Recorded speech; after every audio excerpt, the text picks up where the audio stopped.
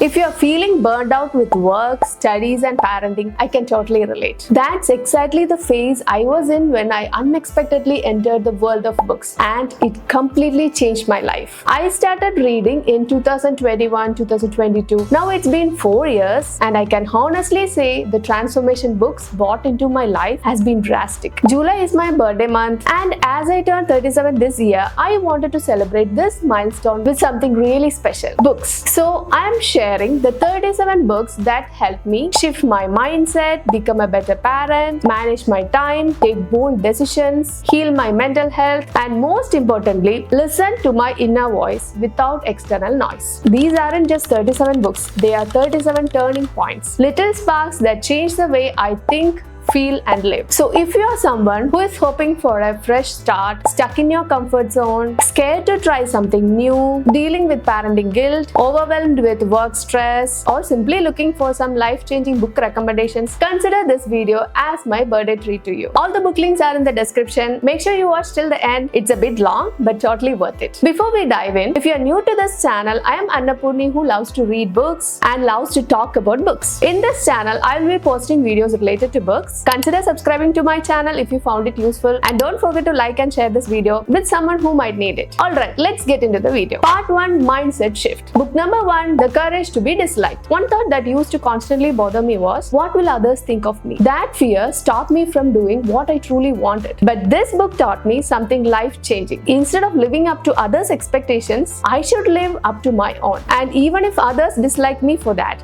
that's okay. It gave me the courage to be true to myself, and that's what this book is all about. Book number 2: Tuesdays with Maureen. This book helped me make some of the boldest decisions in my life. One quote that stayed with me was, if you don't like your culture, create your own. So many things we do in our life are based on rules set by others, by society, by region, by profession, by gender. This book inspired me to break free from those expectations and create a life that truly reflects my values. Book number 3: 4,000 Weeks. We often forget that our time on earth is limited. This book reminded me that time is finite, and once it is gone, we can never get it back. It made me value moments with my kids, my husband, and my family more deeply. And it helped me realize that putting off important things means losing out on time we can never regain. Book number 4: Someday is not a day in the week. We always say, someday I will do it. After the kids grow up, after I retire, after things settle down. But what if that someday never comes? This book taught me to stop postponing my dreams and start living in the present moment. Book number 5: The Secret. This book encouraged me to be more positive and grateful, and to distance myself from negativity. It also taught me a powerful message. You don't need the entire roadmap to begin. Just take the first few steps and the rest will unfold. Waiting for the perfect plan often stops us from doing anything. But this book pushed me to start even without having all the answers. Part 2: Productivity and Purpose. Book number 6: The 5 AM Club. One of the biggest transformations in my life came from waking up early. In that quiet, distraction-free morning time, I've been able to finish most of my important work before the world around me even wakes up. No more anxiety about unfinished tasks, no more mom guilt for not spending time with my kids. This book helped me build a powerful morning routine that has boosted both my productivity and peace of mind. Book number 7: The 12-Week Year. Earlier, I used to set big goals in January, stay motivated for a few weeks, and then slowly lose steam by mid-year. But after reading this book, I learned how to set short-term focused goals, just 12 weeks at a time, and treat them like sprints. That shift in mindset had made my planning and execution much more effective. Book number 8: Eat That Frog. Back in college and even later at work, I had a habit of doing the easy tasks first and postponing the difficult ones. But this book taught me a powerful strategy. Start your day with the hardest task, the big ugly frog. Once that is done, everything else feels easier. It helped me overcome procrastination and build real satisfaction into my work days. Book number 9: Attack Your Day Before It Attacks You. Every day we have a mountain of tasks, and the list keeps growing. I used to treat all the tasks as equally important, which only led to confusion and burnout. This book introduced me to a simple but effective method. Prioritize tasks like traffic lights: